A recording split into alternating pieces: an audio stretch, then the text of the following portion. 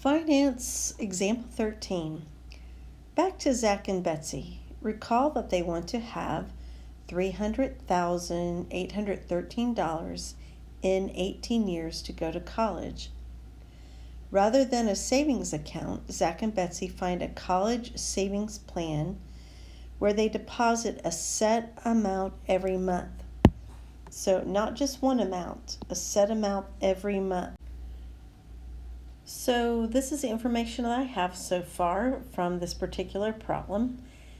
And again, I can't emphasize enough, the biggest problem is people confusing when they use the compound interest formula and then the savings annuity formula.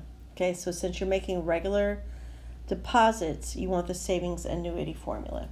All right, so let's go ahead and substitute all this information into the problem.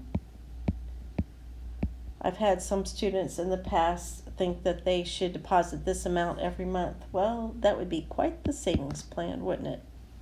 But no, that's what they want to end up with. So we're looking for that regular deposit plan. There's my percent divided by how often we're going to deposit that money. And so please remember that my N times T is 12 times 18, and that gives us 216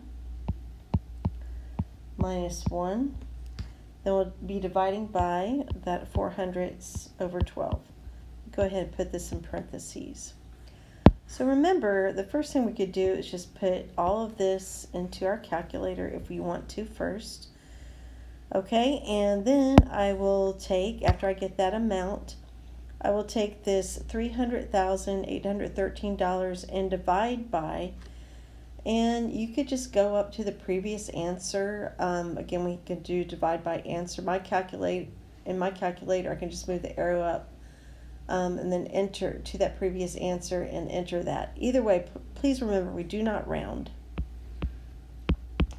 Okay, and I get